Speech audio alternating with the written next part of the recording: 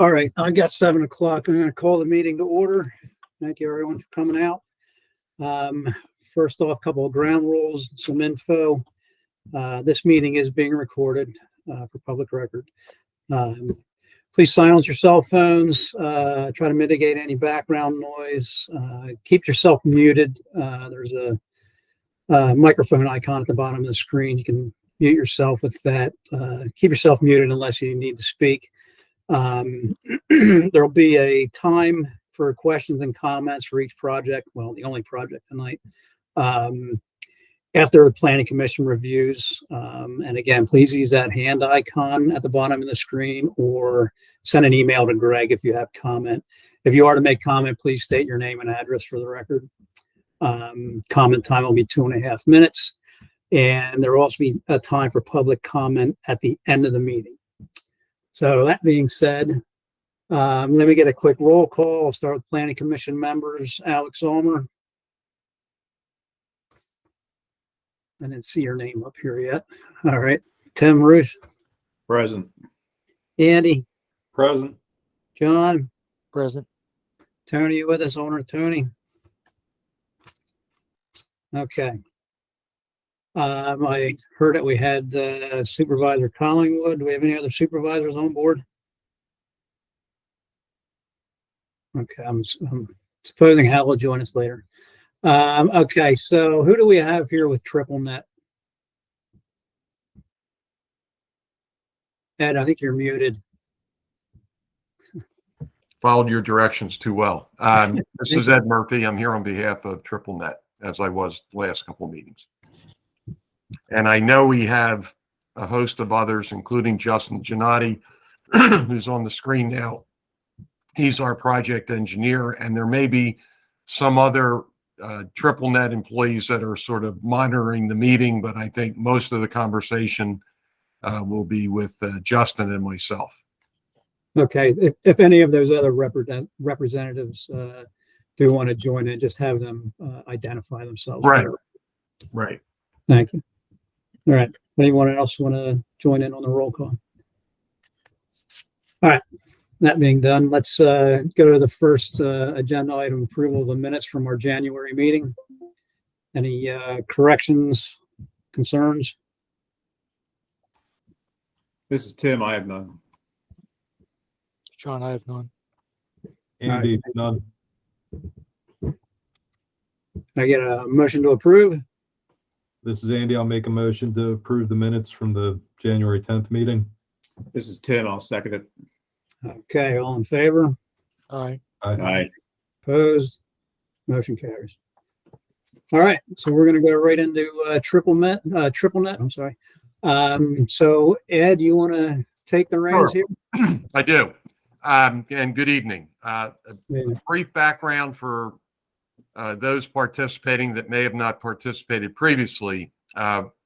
This matter was most recently discussed with your planning commission 2 months ago. We were here in mid-December and had a lengthy conversation about the state of the plans at that time. It was agreed at the conclusion of that conversation that we would revise and resubmit the plans to address more of the outstanding reviewer comments that we reviewed back in mid-December.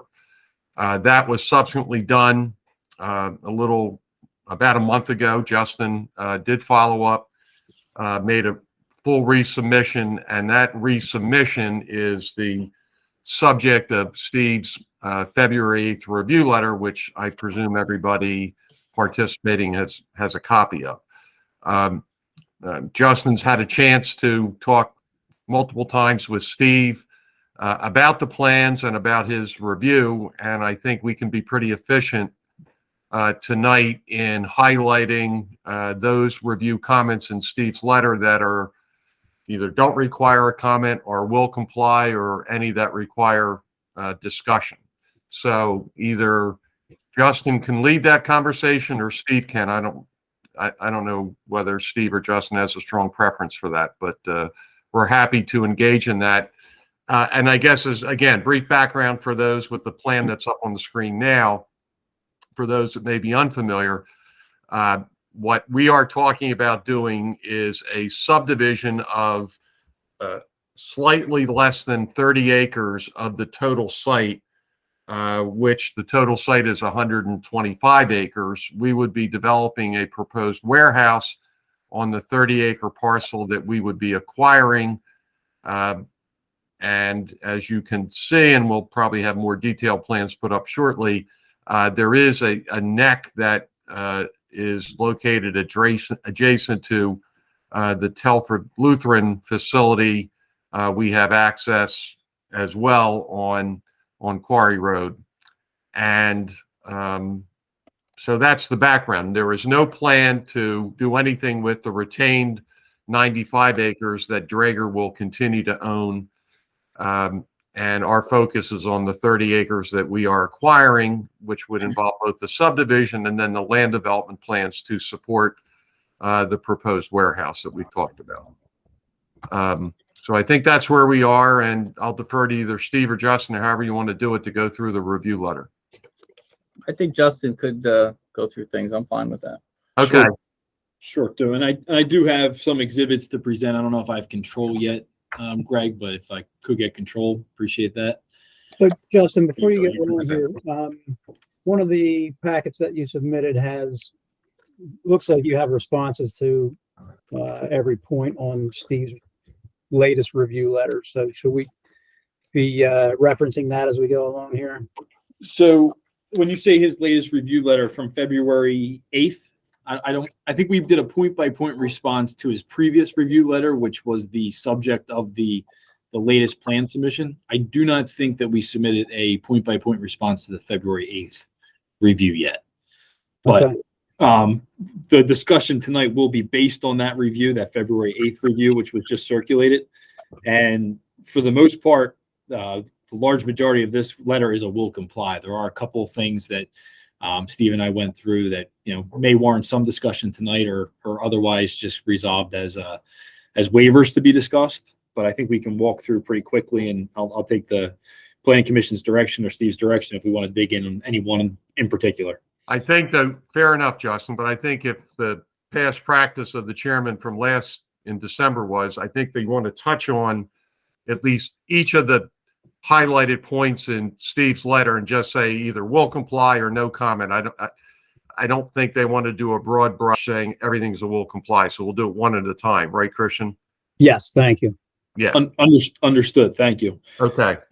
All right. So on the February 8th letter, which is the preliminary plan review letter, the first comment is regarding the minor subdivision plan. Just gives a little background as to what is being proposed on the application. And I will just share my screen just to give a little more detail as to what is being proposed here. Present now.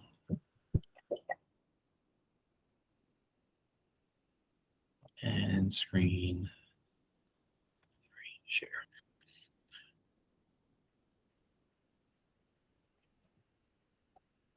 Okay, so everyone should be looking at my screen now, which was the aerial that was on the plan previously. Just going to walk one more step into this now, which shows the site plan rendering. So this is just a site plan that was part of our land development, where you can see it in color. So that's just a zoomed in view of the aerial. Obviously, as Ed already mentioned, we're only looking at this lower 30 acres below the subdivision line. The other portion of the property, approximately 60 acres, is going to be left untouched and is not part of this application at all tonight. So what you see here is really what's being highlighted, number one, just what's being created by the subdivision and the proposal of the 363,000 square foot warehouse. So really, that's just an informational comment, no action necessary. Same with number two. This is really subject in saying that the subject end user, specific end user for the proposed warehouse has not been identified. This is a spec warehouse, but it is a by right application, and it is intended for the G3 wholesale business and warehouse use H3, accessory outside storage. Again, just an informational comment. Comment number three is also a will comply comment. This just goes through and says that we are providing 286 auto spots, 77 trailer stalls, in addition to the 86 loading bays, which are on the, I'm going to refer to it as the planned north side of the building. and auto parks are along the south side of the building and along the west side of the building.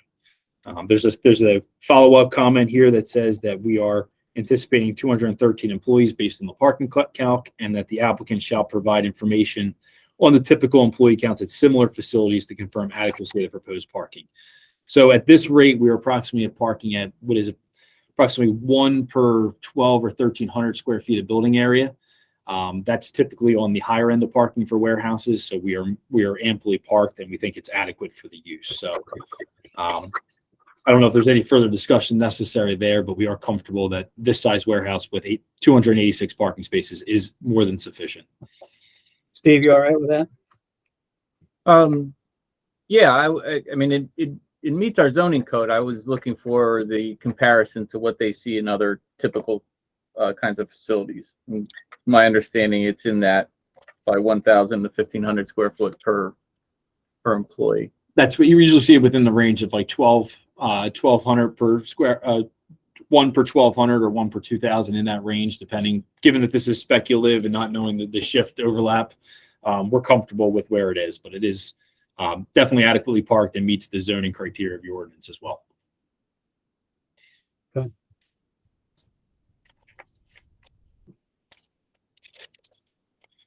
Comment number 4, if everyone's comfortable moving on, this is pertaining to just a summary of the required buffers for the use.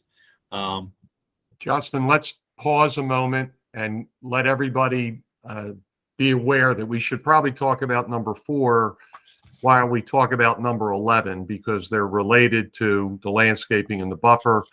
And I know that I saw on the screen before we started that Gavin Lebowski was joining us. I've had some conversations with Gavin about buffer around the perimeter of the site, and maybe this is as good a time as any, Justin, to sort of let's walk everybody through our plans, what the nature of the buffer is, and then we can talk about whether or not or what people think about that, and whether or not, as Steve's comment asks, whether it's adequate, could be supplemented further or whatever. So let's focus on that for a second between numbers 4 and 11. Sure. So number 4 goes through the buffers that are required for the use. So given that we are a industrial use, that we are providing the appropriate buffers for that use. So if you zoom around the plan, you will see that we're providing along both the yards, there's a 25-foot side setback and then a 25-foot residential buffer along, we'll call it, this is the Lutheran community on the bottom here, and then we'll work our way around the plan.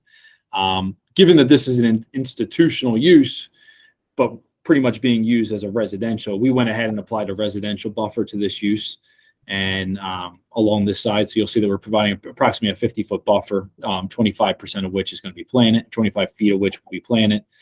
But I do want to talk about this a little bit because we talked at the last planning commission that we're going to be supplementing the existing buffer and tree row which exists between the Lutheran community and our property along that property line. We're not touching any of those trees, but we're going to be supplementing along that line of that existing tree row to fill in some of the gaps of the deciduous trees at the lower level.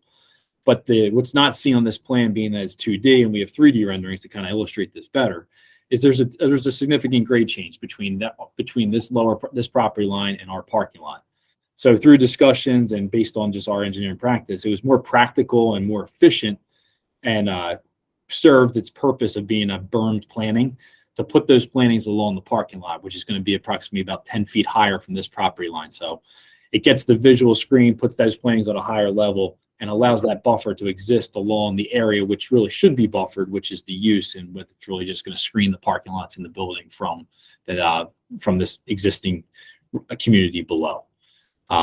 We do our 3D renderings, which we will get to in a minute, but I'm just walking our way through the plan, but you'll also see there's nothing proposed along this portion of the property. This is our spray irrigation area for stormwater. We'll get into that in a little bit, but all the plannings, given that this property is going to be at the way this property structure is being condensed, all the buffering is going to be occurring around the perimeter of the parking area.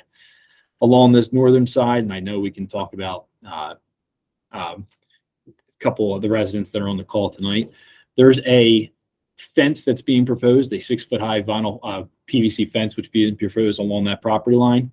in addition to a hedgerow and substantial shade trees, which are being planted along that entire side. So that's really to just screen our use from that northern boundary and screen the building from the existing Dreyer property as well. Where are those plantings reflected, Justin, on the plan set?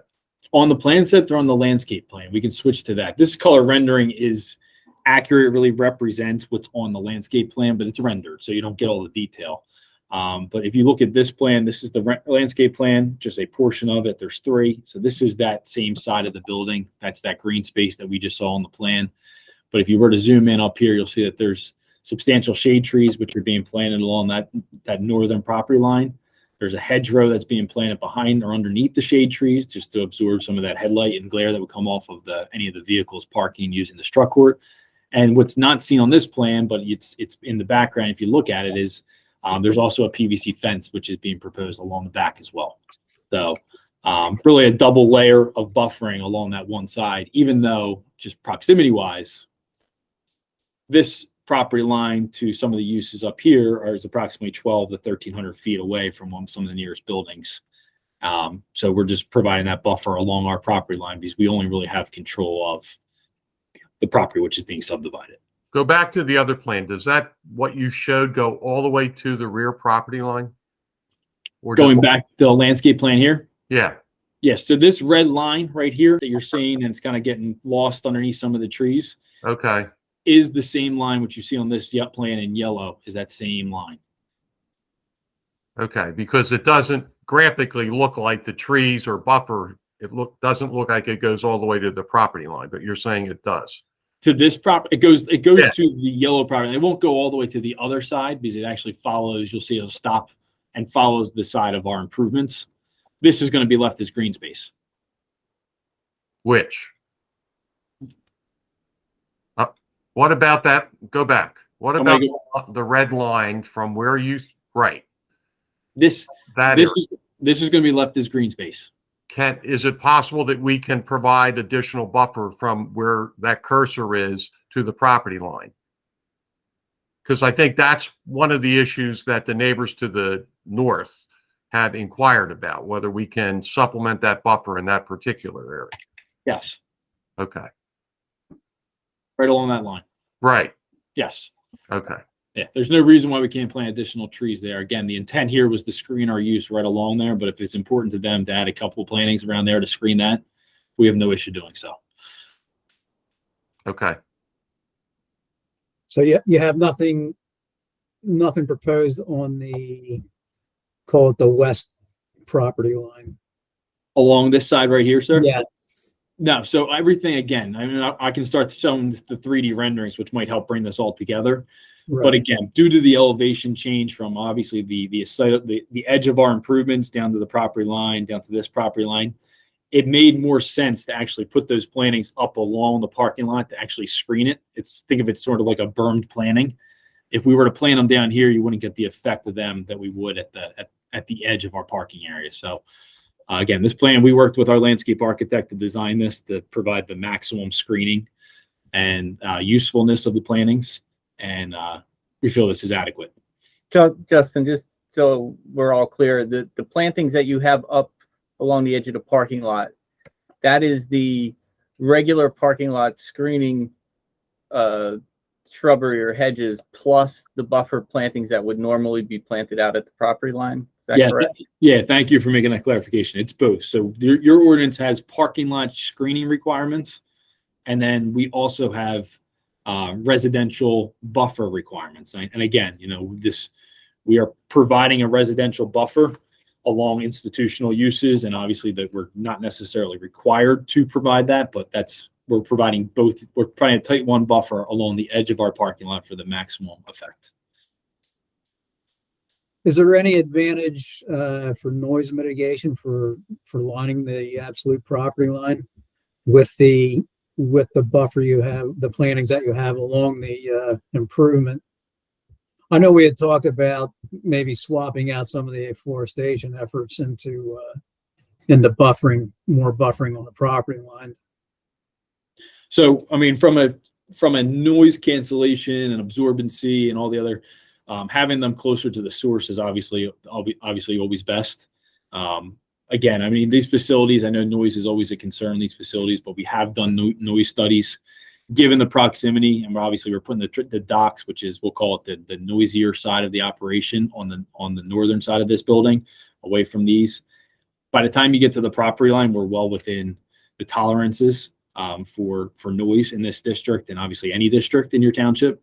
But having those plantings at the perimeter of the parking lot will provide that maximum effect, because it dissipates over time, over space. So the closer you are to the source, the more absorbency you get from any type of plantings to the affected. The truck traffic's going to be limited to the northern lot, correct? You're not going to have trucks going around the building, all right? It's not designed for that. So the way it's designed is that all trucks will come in. This is a fully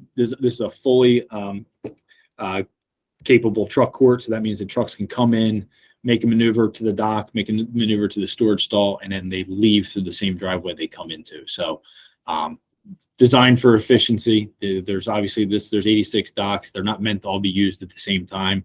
It's another efficiency tactic that basically allows someone to just pull in, and they don't want to pull in right next to another tractor trailer if they don't have to. It's just spreads it out. Justin, this is Alex Ulmer. You said you had some elevations showing the side there. I think it might be helpful if you showed those.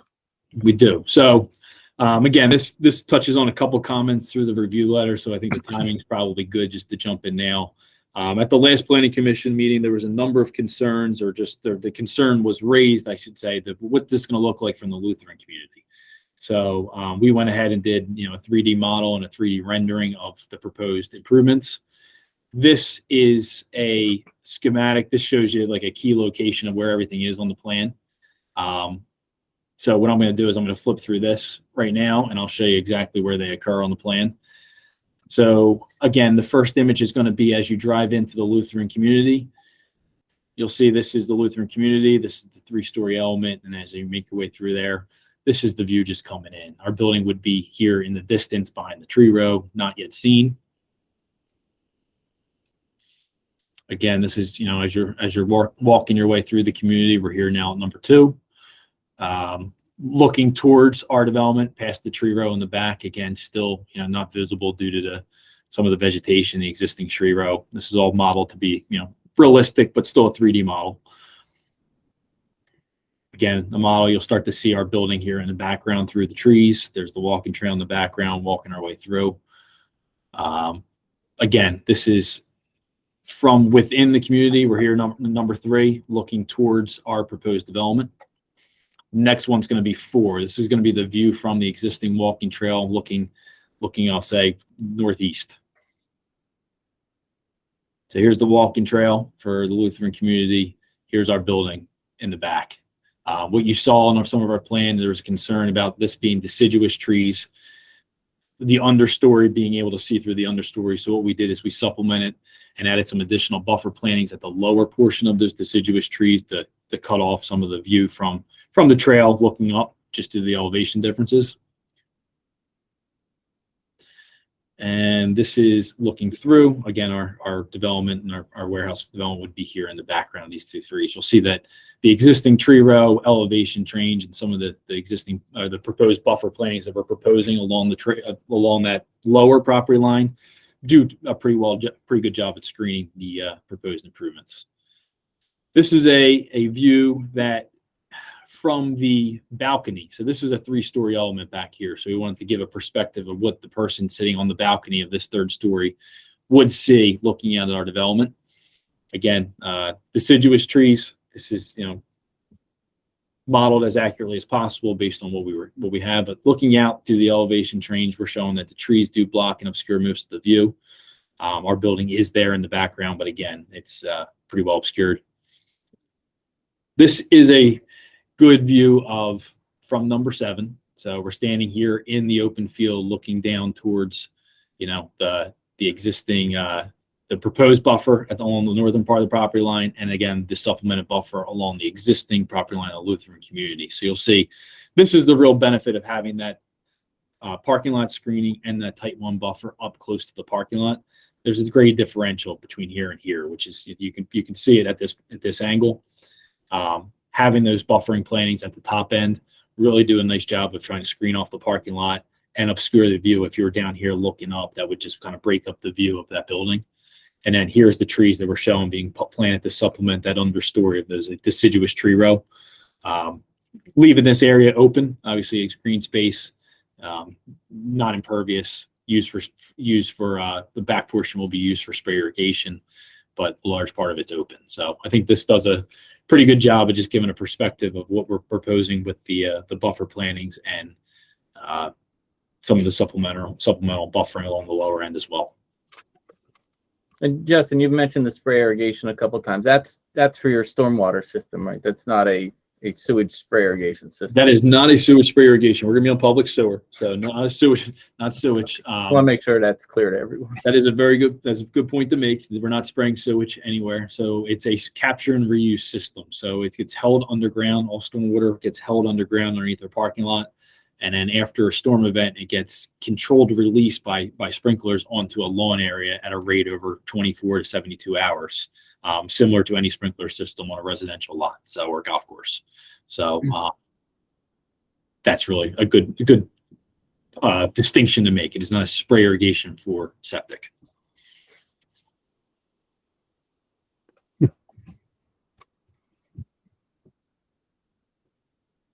I don't know if there's any questions on these that anyone wants me to go back and address or point to, but this is, Justin, I think we talked about it last time, but can you tell us what the vertical height difference is from the property line at Lutheran Home, on average up to the parking lot level? It varies, but I'd say anywhere between 10 to 15 feet of a differential from the walking trail area. Then you have their berm coming up to our parking lot, but there's about a 10 to 15 foot differential along that distance. Thank you. Okay. Any questions from planning commission members?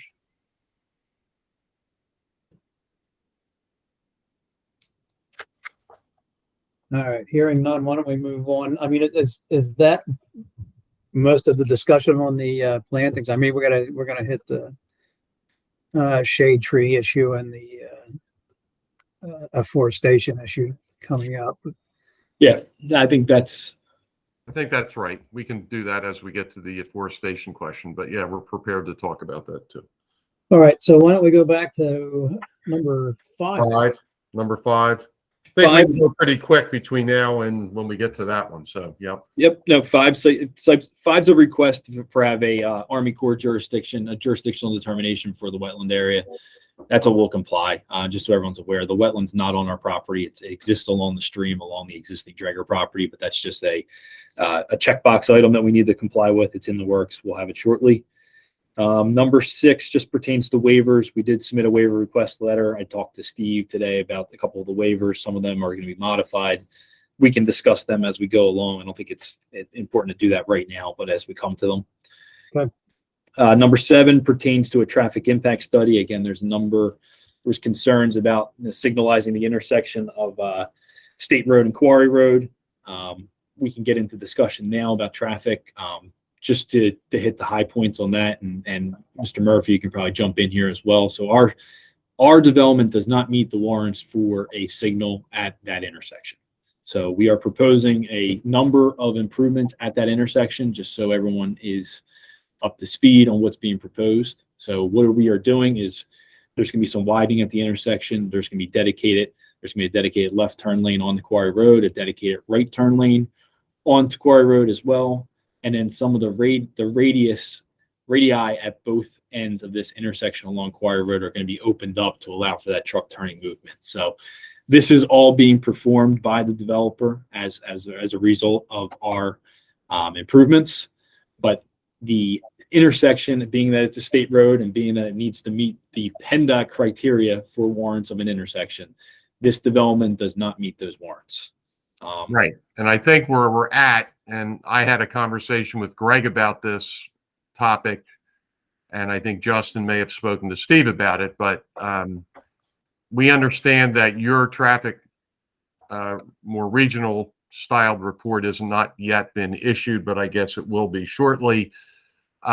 But the question raised in Steve's review, and which I talked to Greg about, was whether or not, in addition to the intersection improvements that Justin just described, would the applicant be willing to entertain a conversation about contributing to the future construction of a traffic signal at that intersection? And I said to Greg that we would be willing to have that conversation. Yes. So I don't know that there's much point in talking about that further tonight, pending receipt of the township's consultant's report. But I think our study did confirm that the scope of it was consistent with what township sought and PennDOT sought. So I think as far along as we can be at this point, pending receipt of the township's consultant's report.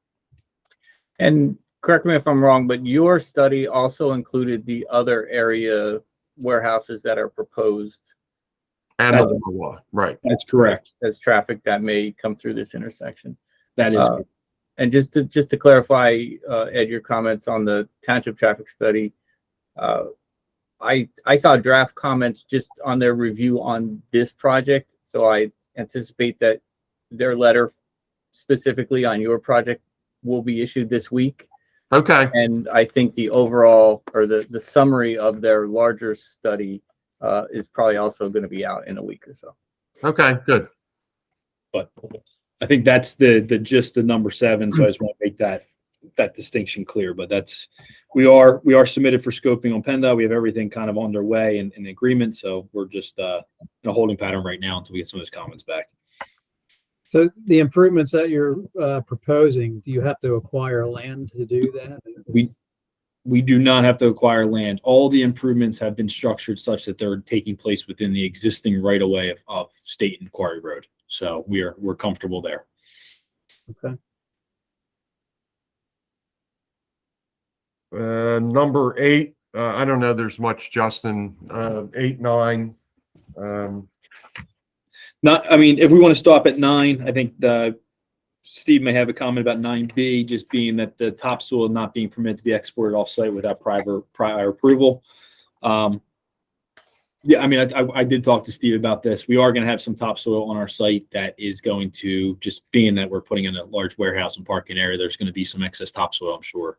So we will look at opportunities to replace existing areas with some additional topsoil. Instead of 8, we'll put down 12 inches to try to get some additional topsoil down.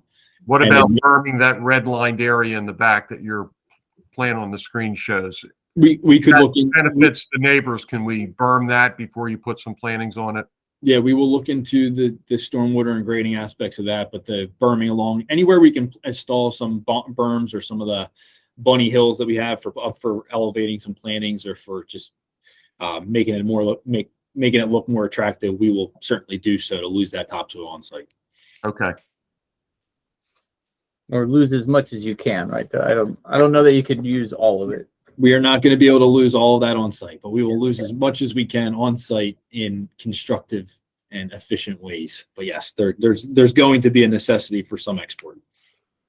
So we're not going to Steve? get bored by you any more than we already are by talking about number 11. So that's a will comply, and we can go to number 10, and don't bore us on 10, bore us on the other ones, but 10 we're all will complies, right? Yes, sir. All right. Excuse me, this is Alex Ulmer. If they do have topsoil that needs to go off site, Steve, do you think spreading it on the Drager fields would be beneficial as opposed to moving it completely out of the area? It's something we could talk about, but I know we've broached that in the past about adding too much topsoil on agricultural fields, and usually farmers don't want that. But I guess it's something we could consider. I'm not sure who's farming that property for Drager at this point. Greg, do you know? Is that one of the local guys? I do not know who's doing it. We could certainly inquire about that, but I think there's a limit to what you could do because the farmers don't really, it doesn't help them that much. And it often hinders them to have too much topsoil on a field like that.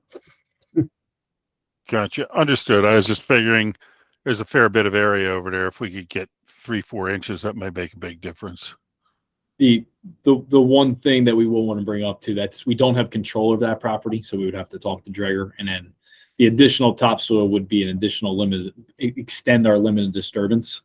So it's just some issues we would have to work through, but that would cause obviously additional expense cost and everything else, because we would have to increase our stormwater management and everything else because of that disturbance. So it's something we can certainly look into, but I just want to make sure we're clear that may not be possible. Yeah. Number 11. So we're not, we're skipping over number 10. Number 11, we get into. No, number 10, I don't want you to skip it. I just want you to say will comply so you don't bore the crap out of me the rest of the way. They are all highly technical items, and they are all will complies. All right, good. Number 11 gets into landscaping. We did talk about a couple of these. Number 11A pertains to shade trees, and I know we had extensive conversation on this last month, or should say back in December, just about the inability due to the nature of the use to provide the shade tree requirement within the truck court area and some of the other areas on site. So just want to go through that just because we did go through and take another look at it. We are requesting a waiver to provide 7% shading. Again, that shading calculation does not take into account actual shading. We had a long discussion on last month on the intent behind that, being that it's a thermal effect driven comment. And obviously the runoff from the roof will all be cooled because it's a white roof. Any of the runoff that hits some of the asphalt will be directed immediately underground where it'll be cooled and then sprayed again onto a lawn area where it'll be further cooled before it reaches any sort of receiving water body. So that's just something, I don't know if we need to get into it much tonight, or just, Steve, do you want to just talk about the waiver aspect of that, or do you want me to get more into the technicality of it? I leave it to the planning commission. I don't know how much if you're satisfied with the white roof and the proposal that they have right now. I know there was some discussion about whether or not there could be additional concrete in the truck court area. Yep, and we did say, so what we're going to do too with the next revision, we'll show this as being a totally concrete truck, the apron here. So this entire area will be concrete. I think we did commit to that last month. So just that additional area will be concrete. But again, the rest of this is going to be asphalt, and it'll all be directed underground where it'll be cooled and, treated, water quality, everything else. So with the deficit, is there a fee in lieu of for the remaining outstanding trees? We're not sure, Christian, that we will have a deficit. Justin's still working out with Steve the numbers, and depending on other opportunities for us to plan on site, there may be, there may not be, but if there is a shortfall, then yes, there would be a fee in lieu. We just don't know what that is yet, but we will follow up as required with the staff to talk about that once we have the final numbers. Right. Yeah, I think, Chris, some of the things we, even talked about tonight, that extending the trees along that new property boundary, that, in the past or on other projects, we've allowed, those to be deducted from the missing trees from the parking area per se. Yeah, I understand that, and I agree with that. I just wondered if we still had a deficit there. Yet to be determined. Yet to be determined. Okay, thank you. This is Alex. I just wanted to add, I think we're seeing this on a lot of these warehouse projects. There's just no way, given the use of the property, to meet these requirements. So I think maybe that's something we should start considering is there some other method we want to see used for that?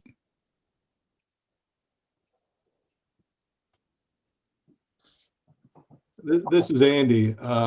So looking at the footprint and the size of the building along what we would call, I guess, the southern perimeter there's buffer planning, to the left, and then we saw the view from the western field. Just asking, if the building was smaller, could we put more? I didn't see in the shade diagram shade on the lower left side of the parking lot right there. Could we put more shade trees along the southern perimeter there, up top, closer to the building, as it was said, offers the most protection? if the building was smaller, narrower. So just so we're clear, I mean, obviously the building is within tolerances for building coverage, impervious coverage and all. So your question pertaining to if it was smaller, could we plant more trees? If we need more trees around the building, it's really dictated by the use. All the parking needs to be close to the building, to the sidewalks. Mhm. And then obviously the truck court needs to be backing up, obviously right to the building, truck court, everything else. So Sure. it's kind of irregardless of the size of the building. It's really just the nature of the use. If we wanted to sprinkle some more trees around the perimeter that we can't plant in the parking lot, I think we'd be able to do so. Yeah, Just- I just looked at the shading, especially on the drive as it comes in there along the lower side of the building, and we have more shade over the parking areas to the right and middle section. But I didn't see it, but is there shade to the lower left section along the southern perimeter of the building? Let's say from the midpoint going west to the left there. You're going over this way? Yes, yes. Yeah, so there will be, so any of these islands will be planted with shade trees. The shade trees around the perimeter. You'll see this buffer does have some deciduous trees, which will provide shading to the parking lot. So to the extent that we can shade the parking lot, we are. It's just, this is really dictated by this truck court area. That's really where the bulk of it comes in, because it's an equation based on pavement area. So that's the bulk of your pavement or concrete. So that's where our deficiency is. Justin, blow that plan up for a second, and I'm going to follow up Andy's question. Those areas closest to Lutheran, Telford Lutheran, those areas in green that aren't planted, presuming those areas are not going to be within the limits of the stormwater irrigation system, we could provide additional plantings for the afforestation requirement in those areas, right? Yes. Okay. In here? To strengthen the buffer along Telford Lutheran, both there and down along, as long as there's not a utility conflict, down through the neck as well, right? I wouldn't do anything down here. There's all of our utilities run through here. Okay. So we're going to preserve the existing tree row, but we have limited clearing here, but that's the minimum spacing required. Okay. All right. Fair enough. But there's other opportunities between the building and Lutheran to supplement even beyond what you presently show. Yes. Okay. Justin, if you were to narrow the building by, say, 10 feet, keep the sidewalk along the building, that would give you basically 10 feet between the building and the parking lot, or the sidewalk and the parking lot, where you could put more shade trees in on that southern edge, correct? So you're saying if I were to shave this building by 10 feet and put a planting strip between that and the building? Correct. Yeah, the issue becomes the sidewalk wants to be along the building, obviously for accessibility and everything else. And we do want to try to maintain, we find that anything you plant between that area of a building and a pavement area with the natural shading of that building throughout the day, those trees really don't live. So, I mean, it's a 40-story building. You can't really plant, or 40 feet, but you can't really plant a tree in that area and expect it to provide shading to that parking lot. So, to that extent, the building during the day will be providing shading on that parking area, probably to a greater degree than any tree planted there. But no, I do understand your point, but I don't think that would serve achieve what you're hoping for. All righty. Thank you. Number 12, Justin. Well, number 11B is the afforestation, if we can hit that quick. Yeah, I'm sorry. So the Thought we afforestation. just did, but okay. No, that was landscaping. This is afforestation. It's a little different. So your ordinance requires afforestation at a certain rate based on 20% of the base site area. We prepared a plan that basically shows what our requirement would be based on 20% of the base site area, but also what we could realistically accomplish on the plan, given that this, the area in the back is for stormwater. We can't plan on top of that. The building is the building, and then the buffer areas are not able to be supplemented with additional planting. So we came up with, basically we need approximately 1,298 trees if we do the calculation per Steve and I's conversation. We're able to plant on site, as you see here, really in the front yard and along some of the back, these 2-inch saplings and they go in the ground. It's about 201 trees, so we're deficient by a certain amount that we can't plant on the property. So discussion about, obviously we're It doesn't really make sense to plant these trees where we're showing them now, because the intent of your ordinance is really to create a forest where one does not exist. We're not creating a forest in front of our building. So I think the benefit here really is the buffering and the trees that we're planting already. Just opening up for planning commission conversation here about what you think about this afforestation requirement. I don't think really achieves what the ordinance intended. So you can get a fair amount of afforestation to the front of the building, which is not desirable, but you can do it if we'd forced you to. There's space to do so. Is it desirable? No. Yes. And how much and what percentage are you getting by doing that? How close are you coming to the ordinance? You were basically deficient at the ordinance, but we're probably about 20, about 15% of what's required. In acreages, Justin, do you know where we're at? Maybe that might be easier to. So your total afforestation requirement area is about 3 acres based on us taking the protected forest and then the area that's available to us to a forest. So we're about 3 acres necessary for afforestation based on your ordinance requirements. Right. And how much of that space in the front of the building? I think total between this area up here and this area here, you're looking at probably 1.5 acres. And you're short 1.5 acres, between 1.5 acres to 2 acres. That's about right. Yes. Net short. Net shortage. What percent of the property currently is forested? I mean, it's basically a field, right? It's basically a field. I mean, if we go back to this aerial plan, you'll see that there's a small portion of woodlands that exists within this peninsula along the side. So that's really the extent of the woodlands on site within here, and then this little tree row that runs along pretty much the property line. And that's pretty much going to stay there, right? Yeah, this one's going to be that's going to be removed to the extent that's woodlands, just based on how our line's coming in. This is all to remain with the extent of about 10 or 15 feet where we have to run utilities. Gotcha. Okay. You'll see it here highlighted in green, what's to remain. So I don't know if there's much to talk about. Obviously, we do need a waiver from that requirement to the extent that we can't provide it. And then, I guess the discussion would be, do we even want to plant what's here, or we just want to offer what would be a fee in lieu of for what we can't plant? And to that point, I had a similar conversation with Greg as I did about the potential contribution for the traffic signal in the future at Quarry and State. And I told Greg that we would entertain that conversation with him and Steve about the potential fee in lieu.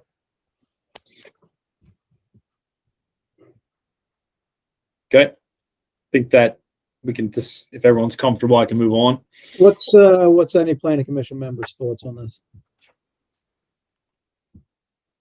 This is Alex. I guess my thought is, instead of trying to force some kind of afforestation that's not really going to meet the intent or be practical, I'm wondering if doing a fee in lieu of and actually assembling a few of these afforestation projects together in some place where we can really make a meaningful impact, maybe on a Hafler property or something like that, would be a wiser investment. On the what property? I'm sorry. Isn't that the Hafler property back behind the park? Oh, gotcha. Behind the park. Like Yeah. behind James Park, there's another property back there we own, Yeah. isn't there? Yes, Yeah. there's a couple Yeah, properties yeah, back there property that, back there. that we own.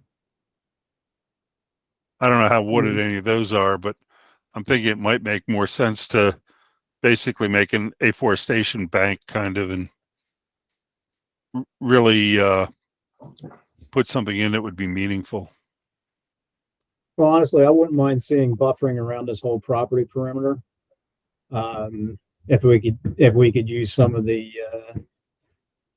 afforestation fees to plant along the whole perimeter. At this point, you only have the west property line, because you've already proposed to fill in that north line going back to the corner.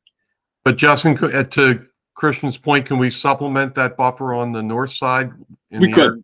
area And, And still not interfere with the spray of the stormwater? no spray. I mean, we'd have to play it tight to the property line, but that Right. just to Christian's point, you want to keep the buffer that we're proposing along the parking lot and put additional plantings with the fees. Right. from- If we Right. take some of the fees and use them toward, boundary Right. buffering. No, that we could do that. Yeah, I think we have two sources. We have the parking area shading trees, we have the afforestation trees. Right. Between that flexibility, we could figure out, Right. net out what additional plantings they put in and Right. work Yeah, from there. so. we And that's figure out if- agreeable to us, right? If we weren't gonna do that perimeter planning, we figured out what your deficiency is in the shading and the afforestation. Come up with a number and then use that number to plant, some of that number to plant the back and the top corner there. And Agreed. then only liable for what's left. No, Yep. we can accomplish that. I mean, that's my thought. I'm only one of Yeah, I five would, here. I would tend to agree with that. I mean, the more buffering we can get around the perimeter of the property, in addition to buffering up by the building, would be beneficial. And I mean, it's currently a field. I mean, it's not like they're clearing a forest to put a Right. warehouse. You know, I mean, so I think any additional buffering would be beneficial. Okay. I hear everyone loud and clear. All right. So number 12 is just a request for the phase 1, phase 2. We'll have that submitted. Lighting plan. I think this is the next one that needs to be discussed, and we can do so pretty quickly. There's a comment number 13. Applicant shall verify if all exterior lights will be operated on a 24-hour basis. The answer is yes. Given the use of the facility, there will be lighting over a 24-hour period for security and obviously for traffic safety. That being said, I know there was a request last time if maybe we would agree to a dimming system, which basically dims the lights until a truck or vehicle drives past them. And the answer is yes. So we will be looking into that, and we will be agreeable to implementing some sort of system which dims some of the lights along the lesser used areas at the off-peak hours. And it goes without saying, Justin, because I've heard this from my comment or discussion with one of the neighbors, that any lighting that is going to be on the building for security purposes is going to be shielded. It's going to be directed downward. It's not going to spill beyond the minimum area it needs to light, and it's not going to get to the boundary line of the property. So whatever, we want to minimize or eliminate any light intrusion beyond the as tight a circle as we can make it, right? That's correct. We have a fully compliant lighting plan right now, which shows no spilling over the property lines, fully shielded. It's just, this would be, belt and suspenders thing that we would, propose to just, dim some of the lights off peak hours. Okay. 14 is a park and rec fee requirement that I think Mr. Murphy's working with Township on as well. Don't know if that warrants any discussion tonight. Number 15. So during the last planning commission meeting, there was a comment between, there's a concern obviously with the connectivity of the trail. This was shown as being part of the Telford connectivity for the trail network through the township. Since the last planning commission, I've met with both the Park and Rec Committee and the Conservation Committee to discuss our plans for a trail, and this is what we came up with. So give it 1 second to load. So right now, there's an existing trail network which goes around the park, which circulates through the Lutheran community, front and back. There's already a mid-block crossing along State Road right here before the Lutheran community, and then some sidewalk connectivity along the frontage there. So what we are proposing to do is bring that trail, as you see here, and I can zoom in a little bit, you'll see it in blue, comes through. We need to obviously make a connection through the Lutheran community, which we're going to be working on, but bring that trail through that peninsula portion of the property along the southern property line, all the way up along Quarry Road to our subdivided frontage along Quarry Road. So that is the concern. So the desire was to bring connectivity from Quarry Road to this existing park, and this accomplishes it. So I don't know if there's any further discussion, but this was reviewed by both the Park and Rec Committee and the Conservation Committee, and not to speak for any members that may be on or may be part of the board here, but I think this was the consensus. So there are no sidewalks on State Road, fronting the, Lutheran community there. That's correct. The sidewalk we highlighted in red comes in and then pretty much loops that community, with Right. nothing along the frontage. Okay. Well, that makes sense to me. Yeah, I think it'll be a nice, everyone agreed that it'd pretty much be a nice connection and gets people off of this intersection of State Road and into our trail network to allow them to get back and forth to the park. So Any questions or comments? I'm fine with that.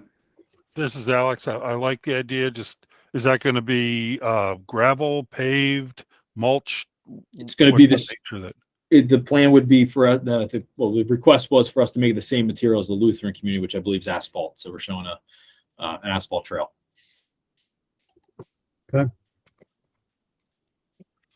Okay, that's number 15. Number 16, 17, 18, 19 are all really related to authorities, sewer, water design, fire protection, sewer facilities planning, erosion and sediment control, and MPDS permit issuance. All will complies, all, required as part of this land development permit, and outside agency approvals. Same with number 20. That's about just survey monumentation at the end of this job. And then 21, 22, and 23 are really just administrative comments pertaining Yeah. to Development, financial security agreements, all the end of the line pre-construction documentation that Justin and I need to work with Greg, Steve, and Mary on to generate.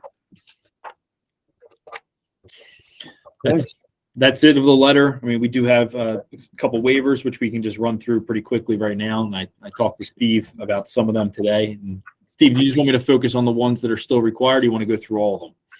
Well, I think everybody has your letter, so we better touch on all of them and say which ones may or may not actually be needed. All right, let me do. So that letter is stapled to Steve's review letter. Yeah, I think I attached it to mine. Yeah. It's also dated February 8th. Okay. So February 8th, the first comment was pertaining to our request for us to combine the land development application to be a preliminary/final application. That was just a formality which we were used to, but I understand that, West Rockdale Township looks at it as if the plans are designed for final and approved for final, they will be final without a waiver. So our plan set is a final plan set, meets all the criteria for final plan. So to the extent necessary, we request the waiver, but I understand that it may not be necessary. Right. Okay. Okay. Number 2 is this is really just a plan presentation about the scale of plans due to the size. We just need to be at a little bit of a lesser scale than what's required by your ordinance. And that's primarily for the subdivision plan, correct, Yes, sir. Justin? So the land development plans are fully at well, quote unquote, full scale and legible. Yes, that's correct. The next comment pertains to bicycle paths and pedestrian paths to be installed on both sides of the street of all existing and proposed streets.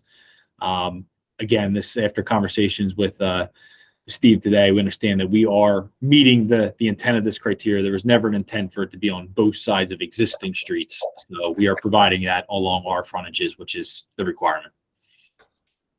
So you'll remove that waiver request. That's correct. Okay. So That's not even a request at this point.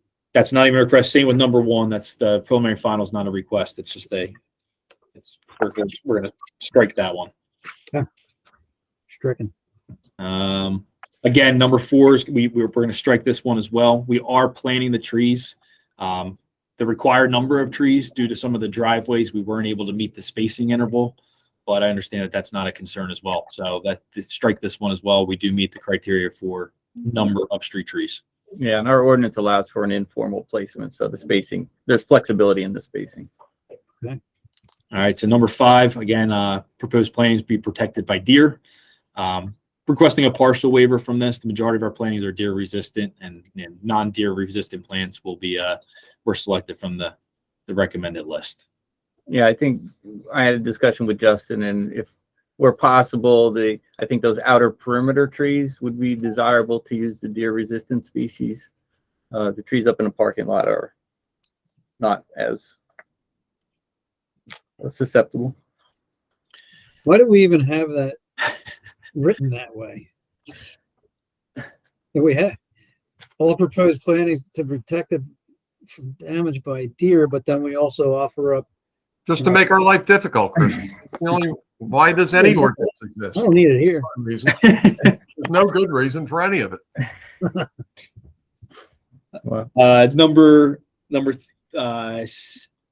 This is number 6 on that letter you're looking at. So this is again the shade tree, which has already been discussed. So we're asking for relief from not providing the 35%. Number 7 pertains to the afforestation, which has already been discussed. And then 8, 9, and 10. So 8 pertains to, this is just a request. Your ordinance requires reinforced concrete pipe. We're asking for a waiver to use HDPE pipe on site in lieu of RCP. This is really the new industry standard. RCP will be used in any right of ways. Right. 9, just about the storm sewer collection system. This is really just about velocity. We'll talk to Steve about this, and I believe he's understanding of our situation. Systems all work really well. There's no concern there that they're not going to work. It's just due to shallow rock, we're not able to meet some of the velocity requirements due to the slope of the pipe. Yeah, I think we could sum it to say those last 3 are technical design requirements. I think they're meeting the ordinance as close as they can, and I don't have a problem with the design modification. Thank you. All right. Yeah. So what do we have outstanding? Nothing. Just some fee and lieu discussions with Greg and Steve and Mary, I guess, at some point down the road. But in terms of the plan itself, I think it's pretty much it. Are we waiting on the traffic reviews from certain entities? Yeah, we do have an outstanding review coming from McMahon Associates on traffic. And how about PennDOT? So PennDOT we submitted to PennDOT for scoping. Their comments came back pretty much agreeing to the proposed design being consistent with the use, the trips, everything that we're generating off of our site. So we're not anticipating any large scale changes with PennDOT. I think we're just going to be, getting a clean letter and then moving forward with the revised traffic impact study and HIP plans, hopefully later this week. Yeah, just for the planning commission's benefit, the scoping meeting is it's not new with PennDOT, but they're relying on it much more. So it's essentially a sketch plan submission to PennDOT. Well, I think that's the closest term we could use. And as Justin indicated, they are in general agreement with the traffic study numbers and the improvements at Quarry Road and State Road intersection. So they, more or less directed the applicant to proceed with their full highway occupancy permit application. So the highway occupancy permit application, that's still outstanding, but PennDOT has reviewed the concept and are generally in agreement with the concept. This is Alex. We still need to see a revised plan showing plantings along that extended northern property line and the western property line with the afforestation trees and shade trees, correct? Yeah, we discussed it tonight, but if you want to see a plan, that would be still outstanding. Is there any other design changes that we came up with tonight that need to be added to the plan? I don't think so. Just plantings. Yeah, and just for everyone's benefit, we're committing to do it. We have no issue adding those plantings. We will supplement that buffer. So that's really from a design. I wouldn't even call that too much of a design, rather than just a buffer planting. It's really not technical. Right. And and I guess the last thing would be this path that is on this concept plan, but not on the land development plan yet. What was that again? The proposed path. Oh, the path. Okay. That's just in this concept plan. That's not on the overall plan set yet. Right. And that's in nature. That's just because before the last submission and this submission, we had those discussions with Park and Rec and the conservation. So what you see on the plan is what we're committing to, and we'll be on the next plan set. All right. So where's that put us tonight? I'm gonna let you get off the hook tonight. Yeah. Yep. What I'm hook not is gonna that? ask you, I'm not gonna ask you to do anything tonight. I would love that. I know, Can we do that for a couple of years? almost, at least for a couple months. All I- right. I talked to Greg yesterday, and I know Justin talked to Steve about what happens next. And given the way you guys operate, and even if you were prepared tonight to support a preliminary recommendation but not a final, by the time we're ready in April, that would be the earliest we'd get a preliminary. We think that if you want us to submit not a full set, but the plan to show the path and the additional plantings on the northern western boundaries, we can do that. But we would expect to be able to come back either next month or April and get a favorable, or get a recommendation of preliminary final, so that we're not just spinning wheels at preliminary, because that's only an interim step. So the thinking at our end, and I think Greg and Steve supported it, was we won't try to seek anything tonight, but come back and do that maybe either next month or in April. So Okay. I'm hoping that makes sense to everybody that's listening to it. So When you do that, could you do a 3D rendering from the northern view, Looking at from from the properties back off of From Hillcroft. from Hillcroft, looking back up? Yeah, like looking across that field there, right? okay, we can do that. yep. So there's really three specific things: add the path, add the additional afforestation plantings on the western boundary and the northern boundary, and do the 3D view from the residential neighbors up in the northeast, I guess. And I'm But just don't throwing make us out go there, through the waivers again the next time. It'll yeah, be a very short conversation, right? clean up the waiver list. And should there be anything in the McMahon comments that require some Comment. jiggling of the plan, All right. you could address that. Okay. Right. Those four specific things, right? All right. So we're going to table this again. I know we have a handful of concerned citizens on the line. I just want to see if they have any questions for you guys or comments before you go. So this would be a good time for a public comment or question. I see Gavin's raised his hand, Chris. I have, and the only reason I've raised my hand, thanks everyone.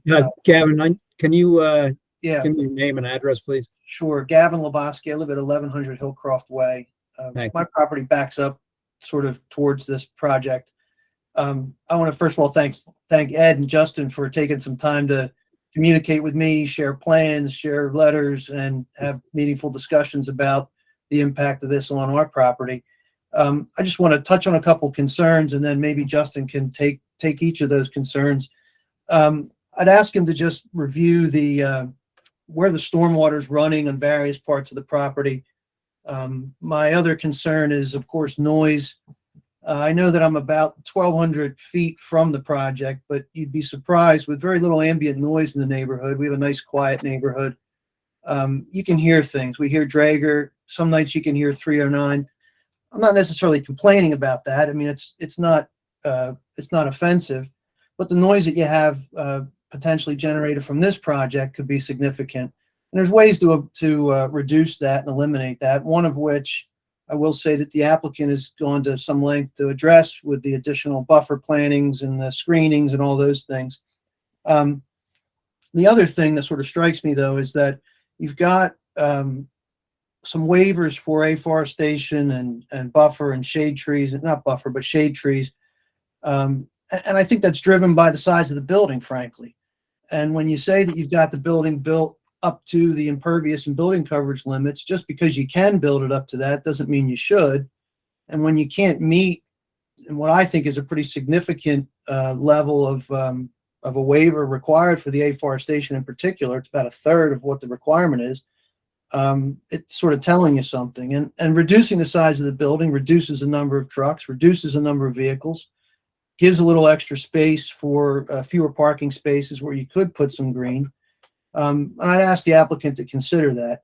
And then lastly, we have these additional trees that have to be planted. And I know the applicant doesn't have any control over the Drager property, but I wonder if they'd be willing to accept some trees on their property and some of those open spaces that they have, in particular between the townhouses and our neighborhood and the project. So just to recap, Justin, if you could just show where the stormwater goes from various parts of the property, and maybe some of the elevations, and then talk about maybe the possibility of putting those trees on the Drager property. Sure. Let me go back to sharing my screen so I can just point to a couple things here.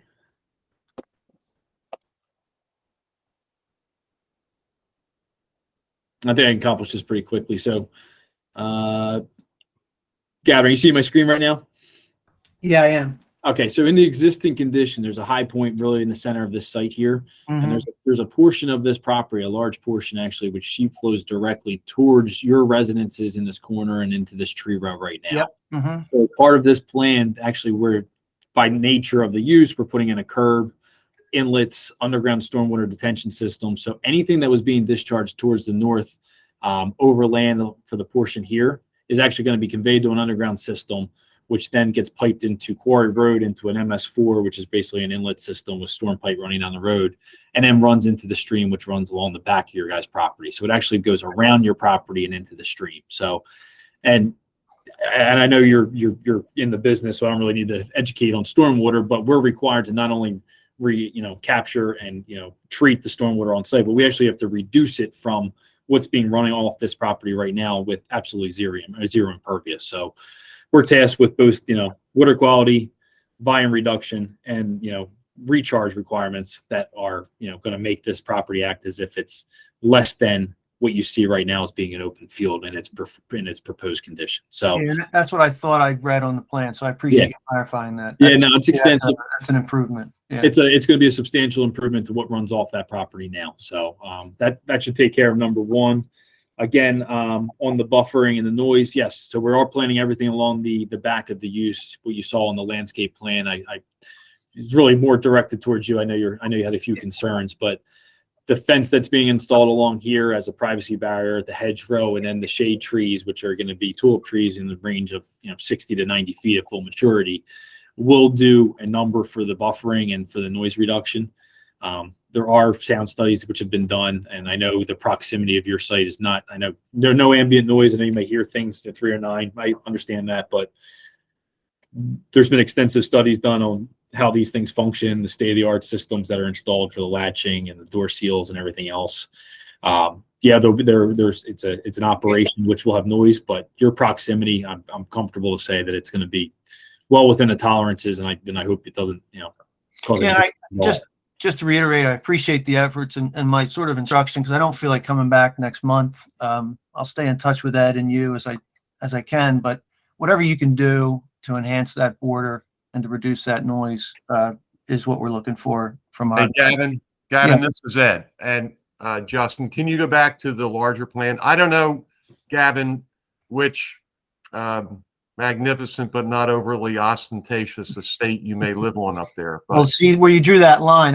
He's got my property there. There it is. is there It's as ostentatious as can be. Yeah. is there an opportunity to if we can't get on Drager, could we plant there on your property if you wanted to supplement the Yeah, buffer? I planted 40 trees last year on my That's all? property. That's all? I'll take some more, and I'm sure my neighbor Bob Fries, who's to the right of that on the screen, would also be willing to. Maybe that's the better solution to get more of a bang for the buck if we could do something there. I don't know. I mean, I think to Coordinate with- Justin's point, I think it's better served closer to the site, but we can certainly talk about that. Okay. Again, I don't want to hog up everyone's time. I appreciate Ed and Justin being able to be accessible for this and to allow me to share my thoughts. And Bob Fries, I don't think was able to make it tonight. He asked me to sort of reiterate the same Right. concerns that he has. Okay. Thanks, everyone. Thank you. Thanks, Gavin. All right, any other? Okay, I see Dan McKee, his hand raised. Yes, thank Yeah. you. I'm Dan McKee. I'm the CEO of Grace Inspired Ministries at 12 Lutheran Home Drive in Telford. We operate the Lutheran Community at Telford, the community at Rock Hill and West Rock Hill and Sellersville senior residences. We have about 125 residents on the Meadows property, which borders this proposed development. And a little bit about the history with the property. We've reached out to Draeger over the years several times to express interest in purchasing the property. And I believe we introduced the property to J.G. Petrucci about 12 years ago when we had discussions about co-developing the property for a small hospital, some residential units, and assisted living. One of the things we do, we are a developer. One of the first things we do, we're a nonprofit developer, is to invite our neighbors out to talk about a potential development before we present it. And I respectfully ask that J.G. Petrucci come out and meet with our residents before this is presented for approval at the Planning Commission to discuss the project and field their questions. And our main goal here is to, our main business is to provide care for older folks, sometimes frail, who need care, and that really value a peaceful environment. So we wouldn't be doing our job if we didn't do everything to minimize the impact of this project. Like any neighbor, you know, our main concerns are the large scale of the development, obviously concerns with traffic, lighting. I'm glad to hear that the lighting will be shielded from our property. Noise, hours of operation. I'm concerned if this is going to be a 24-hour operation. I think we'd be happier if it was a first and second shift operation. The makeup and composite of the buffer. And I think ultimately I have concerns if this warehouse would be used in any way to store fireworks, explosives, ammunition, any type of hazardous material, especially since we sit just downhill from this within 50 feet of the parking lot. We'd be glad to have discussion with both Draeger and J.G. Petrucci about moving this development a little bit further back on the property. As I said, we're willing to purchase land to make that happen and put money into this, and land that we wouldn't develop, but just that would ensure that the tranquility of our property. Well, I don't think that's anything that we can facilitate as a township. But, Yeah, I bring it up because I know the developer and Draeger are at the meeting here tonight. Right. And I have reached out directly to the developer to express that interest. you have or you have not? I have, yes. Okay. Well, I think you guys should deal with this personally. I don't think it should be an Right. open forum type. I don't think it's a topic for this conversation or this Right. meeting. That's fine. Okay. As far as the elevation goes, 2.5 minutes are up, just so you know. okay, thank you. You can come back on later. Anyone else? I see Ted Leister has his hand up. Hi guys, so I also represent Lutheran Community at Telford. I just have my end of this is facilities development. So my questions are going to be more of, do you have any idea of like what HVAC systems? Is there a cooling tower involved that's got some noise coming from there? Screening from that? Do you think this is something you guys are going to build in 2023? Is this something built 2024? What kind of timeline on that? And like Dan discussed, some of the tie-ins for this property, even the walking trail. Do you think it would be better to have the walking trail come off the back corner and connect over to the development that connects more of Telford's path, then come across and connect basically to nothing over there? That trail just runs towards the quarry and doesn't really connect to any residential areas where people would be walking.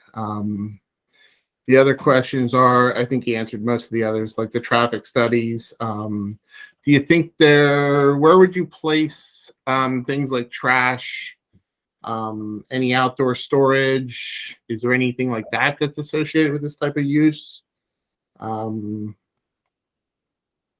then a little more, I guess, on the stormwater management. Is that a type of system that just leaches into the grass, or is it something actually that sprays? And I think that's it for my questions. Justin, you want to handle those?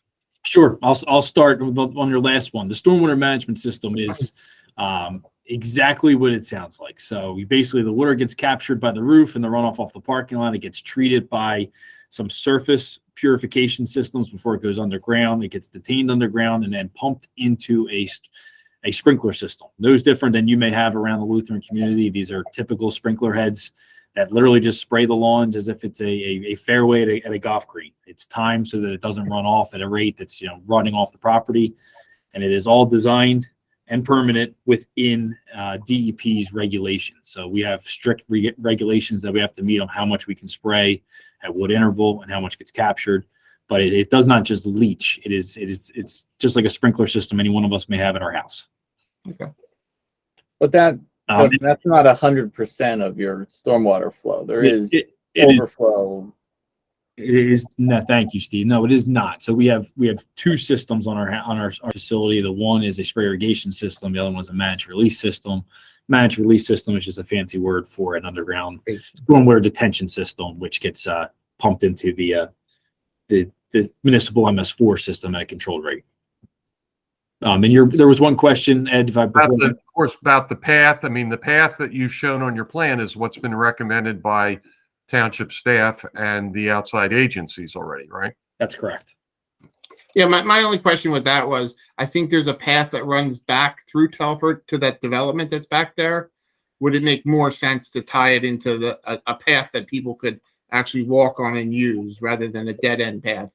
Well, I mean, trails are all done, in succession. So as you build it, you extend it. So what we're doing is providing connectivity from an existing trail behind your facility and then to the park, around the intersection of Quarry Road and State Road, providing them access to Quarry Road to continue along Quarry Road if they wanted to. Obviously, from the township standpoint, that dead end is intentional because the long-term plan in the township is to extend that path down Quarry, continue it along Quarry Road. So that's why it was asked to be that dead end. Okay. And my other questions were things like is it a cooling tower that sits on the roof? Is it what type of systems heat and cool these buildings? Is there noise coming from that's going to come down from the building? Still, I mean, that's more architectural based. We'll get into building permit, but yeah, there'll be HVAC systems on the roof. They'll all be, I'm sure, state of the art, and the noise will be contained within limits. You had another question about trash. There's going to be trash compactors which line up to some of the docks on the north side of the building, which will be connected to the building for trash, and there'll also be fully enclosed in dumpsters on site, all on the north side, nothing along the southern side where the parking spots are. So it'll all be within the truck court of the top of the facility. And if we're fortunate enough to have our permits and approvals, we'll probably try to start the project later this year, but it probably would not be occupiable until sometime in 2024. And so as not to belabor it tonight, I mean, look, Petrucci's happy to schedule a time to sit down with the Telford Lutheran community, talk about these or other issues. So we can do that offline, between now and when we come back again. So. Okay. Thank you. Thank you. And if I could just add just a couple other comments on the afforestation requirement. Your name again, I'm sorry, for the record. Dan McKee from Lutheran Community. On the afforestation requirement, similar to what Gavin talked about, it would be helpful for us to have some closer to our cottages, just like you're adding it closer to the parking lot. Would the developer consider that? And if they do, and we provide access to do those plantings on our property, would the township then consider that part of the requirement? Meeting part of the requirement if they do plantings on our grounds. Yeah, I mean, I don't know why we wouldn't. You'd have to give us access and, do all the other insurance-y type stuff. But if there was an opportunity that we could do something meaningful, I think we would entertain that. Yeah. Okay, great. And then just the final question on the noise and how that was evaluated. Justin, does that take into consideration the elevation that we're sitting, pretty far below? Our cottages are sitting pretty far below where the building is. when you say noise, just our calculation of how noise conveys. Yes. Your question. Yeah. So, I mean, honestly, the sound calculations really don't take into account. It's really distance from source. So any elevation distance is really just more of a longer distance, which actually works in favor of dissipating the noise. So, I mean, given that the building is shielding a lot of that heavy, I'll call it commercial use, which is the truck traffic on the north side of the building from your use and the proximity from that use, from that use to your property line, we're well within the tolerances of the township and respectful of what you guys have there. Okay. And then just a comment on the 3D elevation from the apartment building. You know, I'm assuming if that was done in a February timeframe when there's no leaves on the mature trees, we'd have a pretty good view of the building. Correct. Okay. So, I mean, that's the intent of why we're planning the buffer plantings along our parking lot versus at the bottom of that hill. Because if they were planted at the bottom of the hill, even at full maturity, they wouldn't screen that view. So as we're planning on 14, 15 feet high, we're halfway up the 2-story building. You know, those are screening the parking lot and some of the building from their use, from your view. Okay. All right. I don't see anyone else. Greg, did you get any emails? As of yet, no emails. All right. Well, I guess that's it for public comment and questions right now. So You gonna thank me for not forcing you to do anything tonight? I am, Oh, good. Okay. just not publicly. All right, so we're gonna table this. Right. No reason to vote the table, or do we need to vote on that? I don't think we do. Yeah. All right, so we'll let you guys go. We'll see what we Good. come back We'll with. see you soon. Yep. As soon as we Thank can. you, everybody. I think we got the list of things of our deliverables and we'll take care of it. All right, sounds Good. good. Thanks. Thank you. Have a good night. Yep.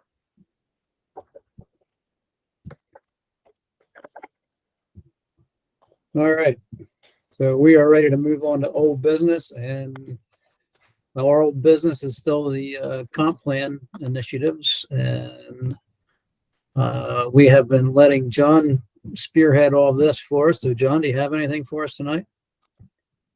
Yeah, a little bit of discussion. So after last month's meeting, we talked about moving, at least further investigating the idea of creating overlays to possibly manage, better manage the development in some of the areas rather than pursuing a specific defined increase to lot size that Mary didn't think was very feasible to move forward with. So I sent out, well, I did some more research after our last meeting, and what I found was that, I guess working forward from the back end, back in 1999, Bucks County created something called a natural areas inventory, where they identified areas of the county that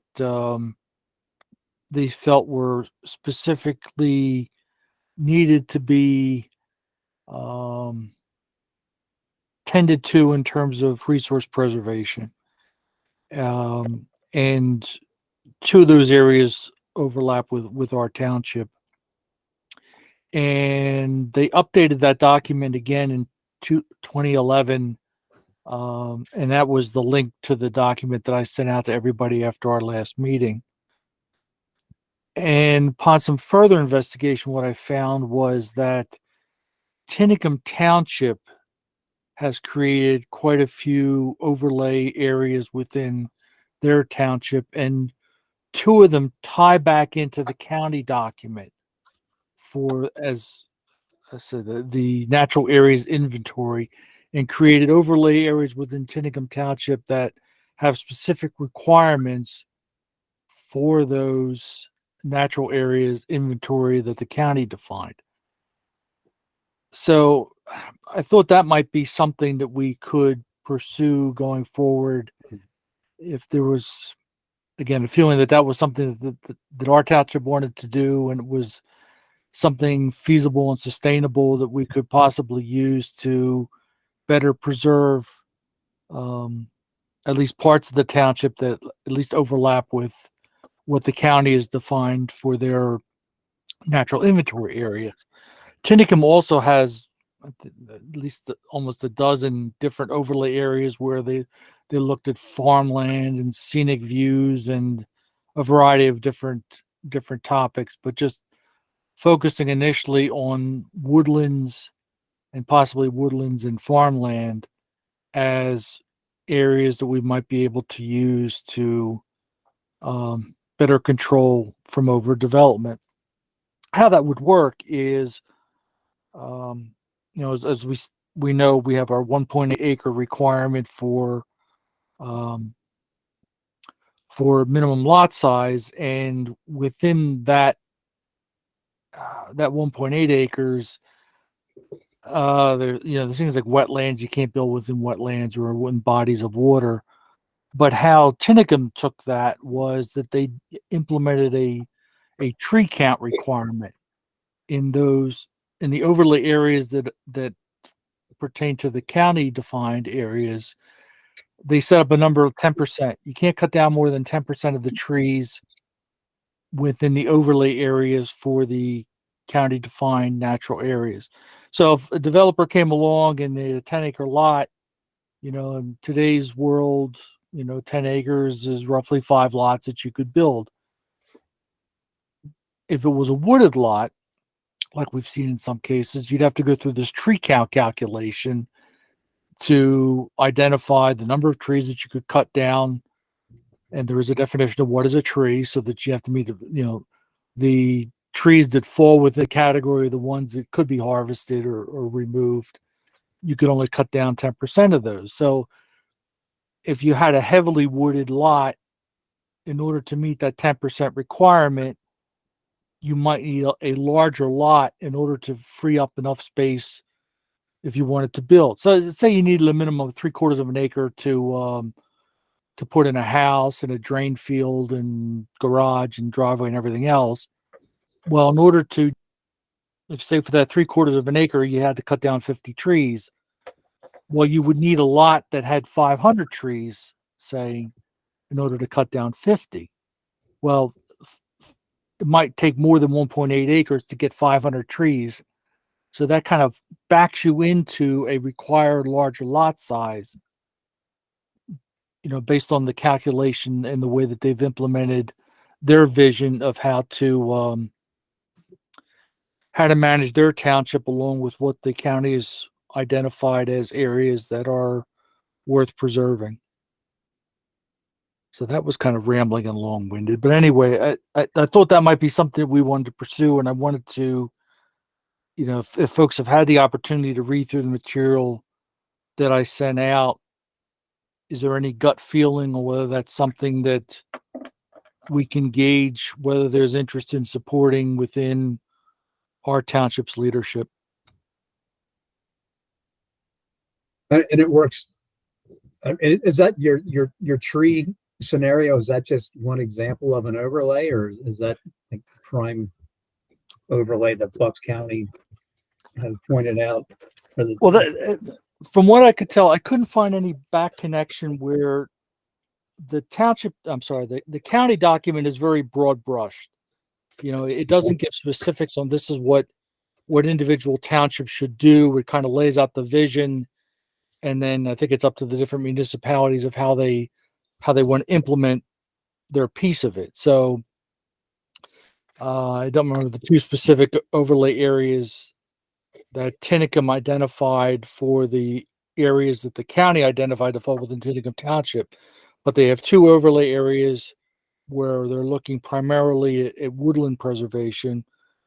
But I said they also identified overlay areas for agricultural use, wetlands. I think there's one for scenic vistas. I think they're also along the river, so there might be a couple more specifically related to being along the river. But I can resend the list of the ones that they had out. But rather than try to bite off everything at once, I thought I would start with the woodland one and possibly the woodland and agricultural ones as areas that we might be able to tackle first if there was interest in supporting that. Steve, do you have any experience with that? Unfortunately, I am the Tinicum Township engineer now, so yes. Unfortunately. They have a multitude of overlay zones.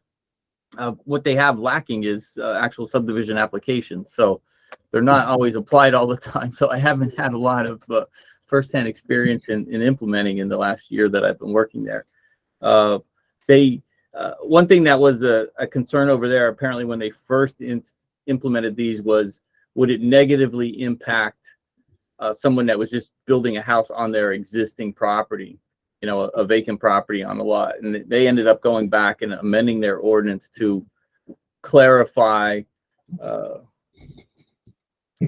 they call it, I forget the terminology they use, but they clarify when the overlays apply. Basically, a pre-existing lot is exempt from the most onerous of the overlay district requirements. So they're sort of protecting the existing property to be able to build as they normally would, and the subdivisions are, you know, the overlay zones are applied to it. Some of them may or may not make sense here.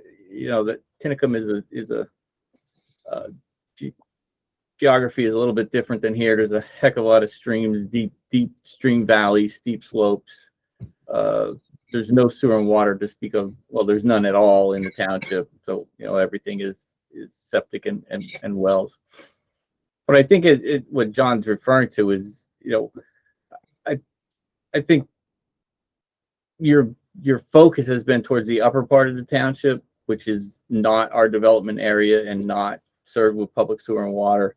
And that is in more or less most of the upper part of the township is in the Unami Creek, you know, Butter Creek, high quality watershed. So that's a potential reason to have some overlay requirements. You do have a lot of wooded areas up there. So that could be, you know, a point to start from. Some of those features, riparian buffers, the high quality watershed and woodlands. But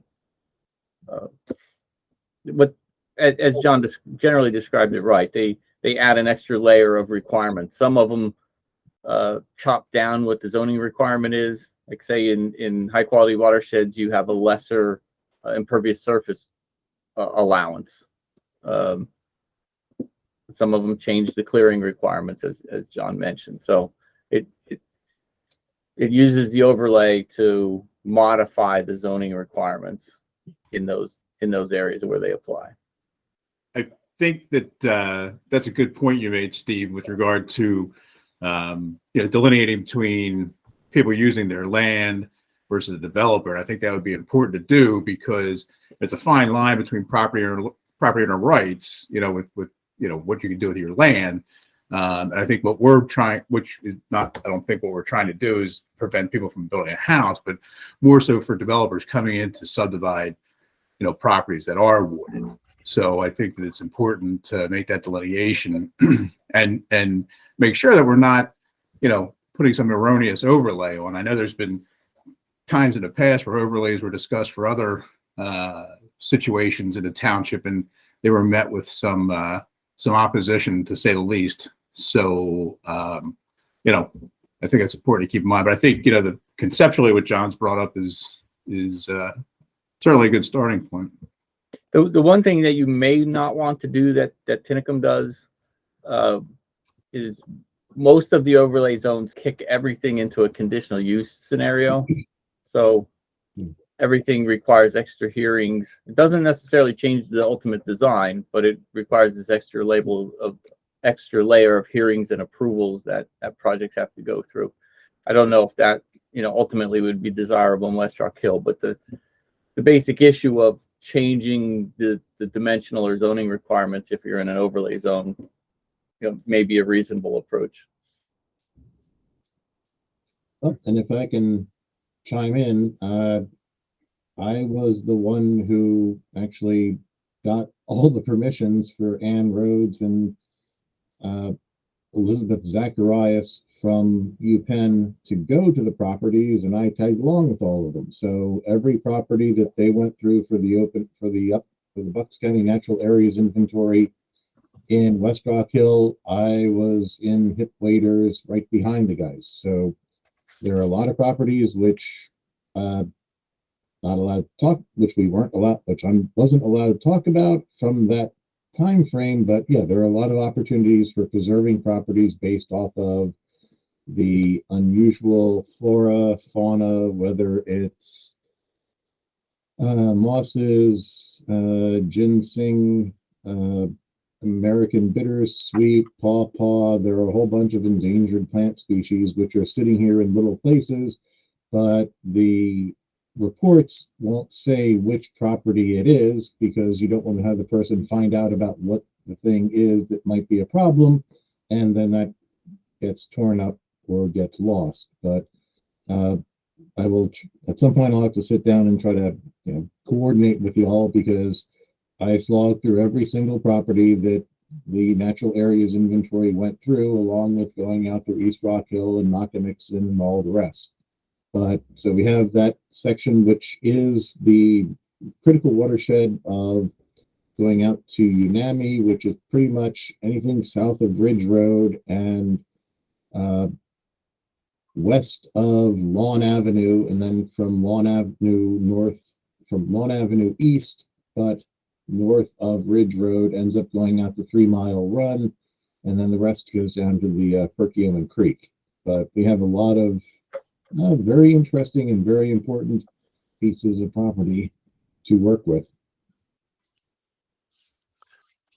This is Alex. Hal, just to follow up on that, there's a web tool called the Pennsylvania Conservation Mapper, I believe. It's basically what's used to identify threatened and endangered species, and you can use that in a planning mode where it'll show you where some of these things are.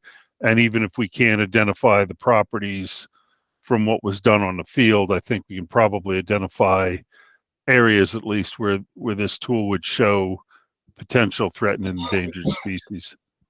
Yeah, that's the mapping of the Pennsylvania Natural Diversity Index, the old PNDI maps that they had. Yeah, one of the biggest ones is pretty much everything north of Ridge Road is going to be in diabase. You have slow recharge, all those soils, it's diabase. They're great soils when they accumulate, but it takes it 10,000 years to weather down to give you an inch of soil.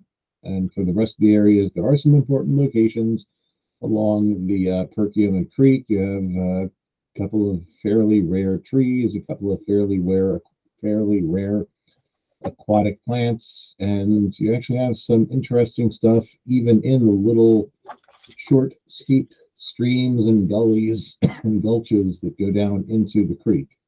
So there are locations which did not make it into the Bucks County Natural Areas Inventory because the survey was looking at county-wide importance, but there are other properties and there are other areas and issues which are certainly of township-wide importance that didn't make it onto the map. So I will go through my photos and notes and the rest and try to pull that stuff together so that we have a little bit more of a comprehensive idea. Okay, thank you. So John, it sounds like people are interested in looking into what you're proposing here. What do you think our next step is? Thinking about this, I guess what I'd like to get is, whether it's here or maybe from the Board of Supervisors themselves, at least an acknowledgement that this is something that the township wants to further investigate, to give me the go ahead to continue down this path. I mean, I mean, it's a great academic exercise, but I mean, the goal, I think for for most of us was, how do we implement this in the long run? And Right. From my own standpoint, my own selfish standpoint, it's great to spend a lot of time on this to learn about things that have been done and things that could be done. But if ultimately the township gives a thumbs down to this, then in a certain way I've wasted my time. So I'd like at least like to get some sort of acknowledgement from the board of supervisors that, yeah, this is something that we want to continue to pursue and investigate. I think if we get that point, then what I would like to do is, so the first version of the county plan was in 1999. It was updated 12 years later in 2011, and now we're 12 years later again. So if I get the go ahead to proceed further, one of the things I would do would reach out to the county and see, first of all, are you in the process of updating this plan again anytime in the near future?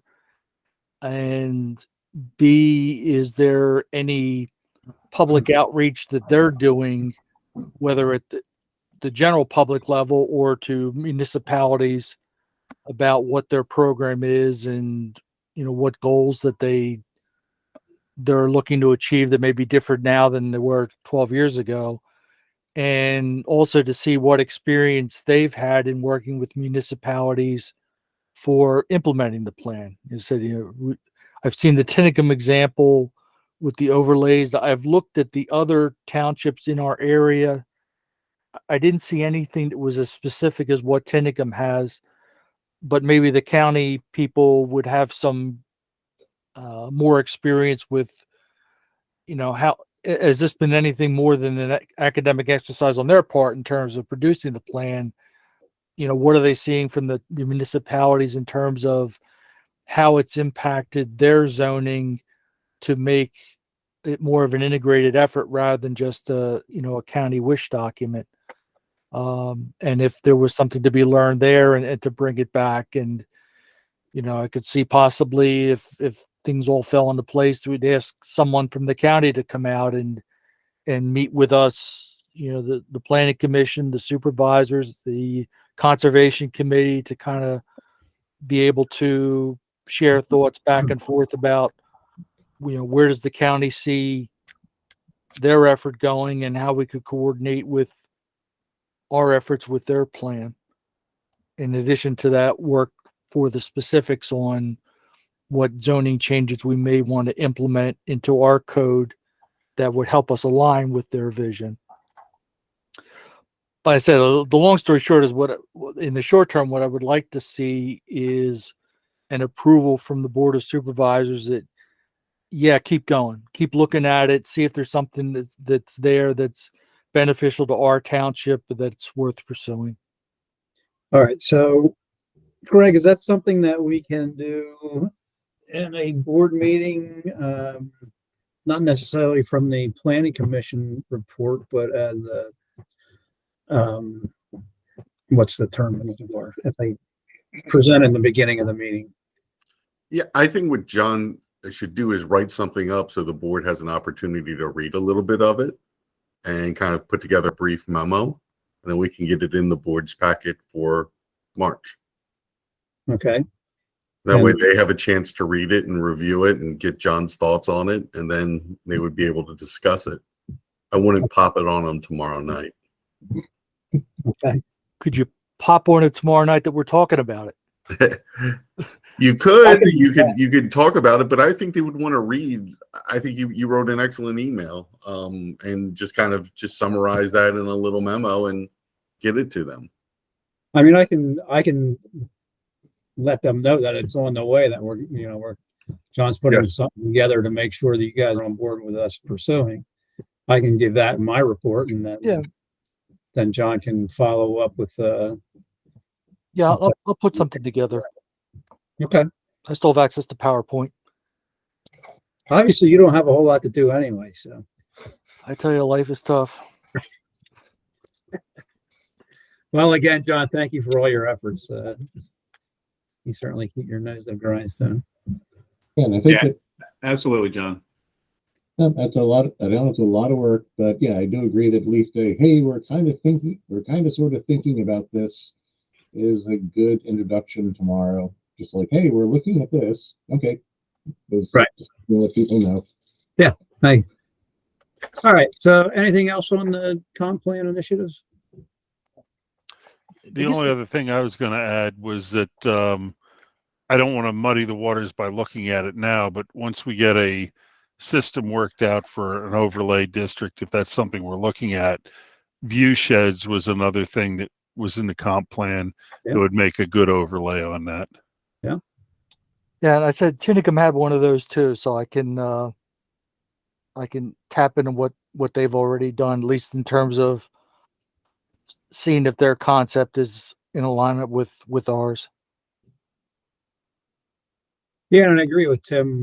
You got to watch how far you step before people start thinking it's a land grab type of thing, and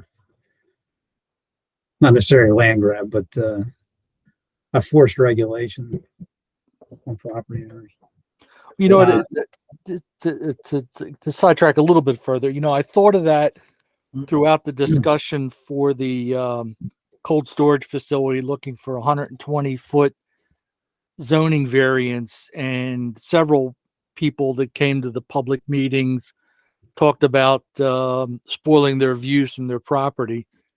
And I thought, gee, you know, if there was a view shed overlay area that, but anyway, that's just something that crossed my mind at the time. Yeah. Well, that's why the height's 35 feet.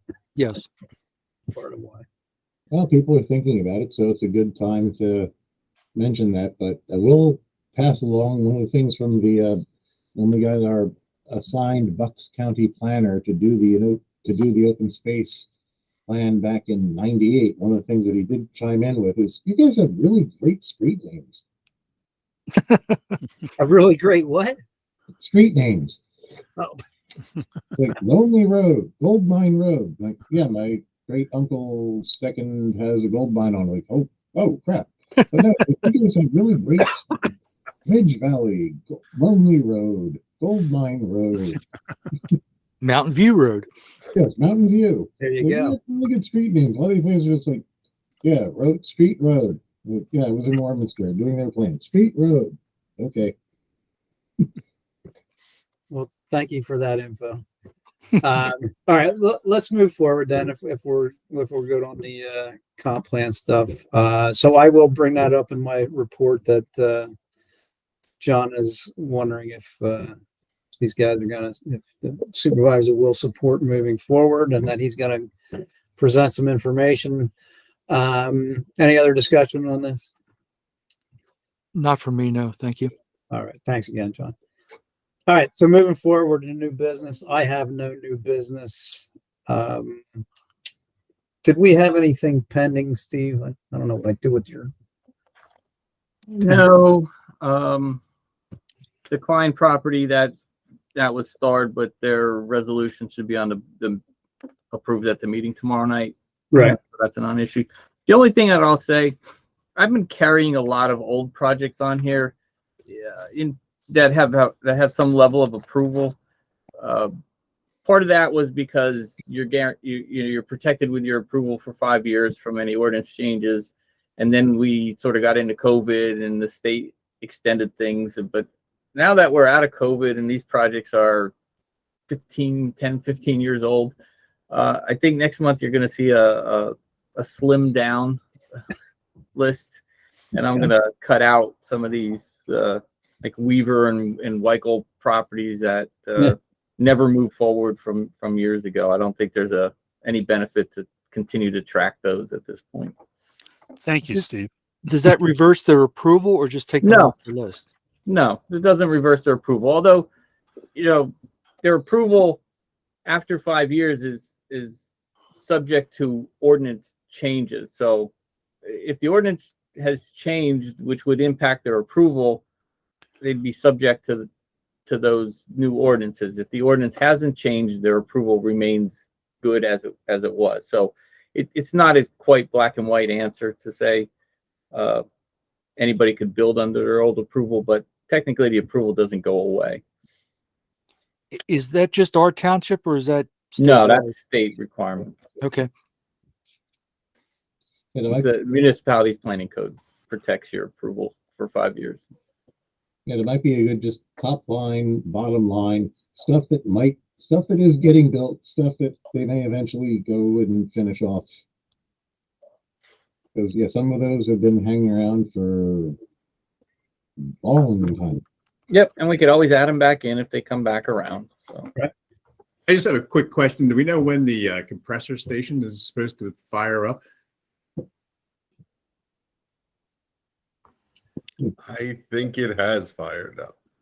Yeah, they That have was told my us- impression as well. Is it running? It is my impression that it is. I think they are, or they're 99% done.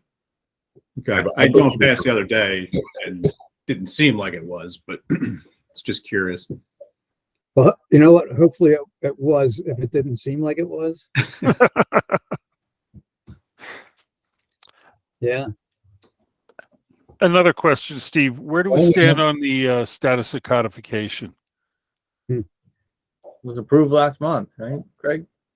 Correct. It was approved and it's on our website. Okay, great. So at some point, I'm going to confuse everyone by starting to cite the new ordinance sections in my letters. Which will just have a chapter and a section instead of just the section number, but We we'll don't look at that transition into that with new plans. For the compression, as far as the compressor station, I think we have a near neighbor who's at least logged in, so if there's anything happening, I'm sure she would tell us. Okay, well, wait for public comment, please, if you're going to chime in. All right, so anything else? The only other thing I was going to bring up was something that I think we've discussed a couple times and Gavin brought up again tonight, which is the afforestation versus building size. Mhm. And the fact that a lot of the current development we're seeing does not seem to be practical to achieve afforestation. And I'm just wondering if that's something we need to revisit as part of the ordinance, or if that's something we just need to agree that we're going to require to be enforced. Well, I think there were two alternatives that they had. One was, as several people suggested, shrink the size of the building, and the other is buy more land. I don't know what the agreement was between them and Draeger that nicely fit the property size that they bought to almost exactly the minimum amount that they needed for their building. But if they were 3 acres short, they bought another 3 acres off of Draeger, then they would have enough space for their reforestation. So I guess the ball is probably somewhat in our court for what we're willing to allow waivers for. Right, and in the case of the one on Meeting House, they were able to show that they could put it on there. That just was impractical from so many points. Right. Well, But I like your idea of banking it, and using Yeah. someplace else where it makes more sense, because even a 3 acre forest in the middle of an industrial area doesn't do anything for anybody except creates a lot of future dead trees. Right. Exactly what it does, yeah. And that was kind of my concern was, these things aren't organic by any means. They're being shoved to trying to fit the regulations. And I don't think it's necessarily meeting, I think, what was hoped for in the original ordinance. Right. Right. Well, I guess that's something to think about. Yep. Thanks, Just wanted to Doctor. bring it up and let people mull it over a bit. Yeah. There's also a question at last month's supervisors meeting that was kind of brought up, an old issue of the temporary rentals, the B&Bs. And I know that was something we talked about. I think that's on actually the comprehensive plan action item list to take a look at the mother-in-law suites and the short-term rentals and things like that. So I may need to start working on that in parallel with the other issue we previously talked about. Greg, I thought we had come to an agreement on, or an understanding on what was required for mother-in-law suites for you to be able to enforce them or regulate them properly. There already is an ordinance that allows in-law suites, as long as you get health department approval and you deed restrict your property, it's easily enforced. So I think that might be the difference between like a mother-in-law suite and an Airbnb kind of place. Yeah, because in the deed restriction, it says it can only be a family member. So it could be a mother-in-law, it could be a son or daughter or in-laws. Right. But it couldn't be your neighbor's mother-in-law or son. But one of the things that we make sure is that the if it has on a private septic system, that their septic system can handle it. Right. And I think the Pennsylvania Association of Realtors had some recent guidelines, and actually had one of the first cases in Philly dealing with Airbnbs down in Manayunk. So there are a couple of regulations that have come through in Bucks County and Upper Bucks County, Upper Montgomery County dealing with Airbnb. So there are a lot of people dealing with this. Mm. So that's a pretty easy e-code, e-library search to find out what's going on from neighboring townships. That a lot of people are dealing with this stuff right now. We don't have quite so much. I'm not sure if Sellersville has it because of the Washington House, because I know they got a bunch of them. But I'm not sure if they have had a problem that they need to deal with. But as you go a little further south, you get a little bit more density of Airbnbs, and we'll probably have a bunch of interesting stuff coming up in the next couple of months with changes in regulations. I know that the Pennsylvania Association of Realtors is working on that as a standard, to propose a standard Airbnb municipal ordinance. Greg, So, if I can find that. don't we already have a draft ordinance prepared? Then it was decided to table it. That was 3 years ago. I do not remember. I, Off the top of my head. I think Mary put together a draft ordinance for consideration, and then it was tabled or delayed at one time. So you might be partway there with it if you wanted to revisit it. My memory on that, Steve, was that she said there was something coming through the courts and she kind of wanted to see what the outcome of that was before we tried to enact anything. Yeah. Good memory. Limited. Yes, that's Did what we happened. review that? Alex, do you remember? Did we review that? I don't. I don't think you ever did. I think it was a decision at the board level to defer it for some reasons, such as that court case. And so whatever might have been drafted never made it to you. Yeah, I don't remember ever seeing it. I don't either. And I think there might be a new state law dealing with some aspects of short-term rentals. Let me take a look and I'll see what I can find, because I remember seeing that like 3-4 months ago. Something was done as far as codifications, or at least was proposed, because it came across the Realtor Flash news. Okay. All right. Anything else?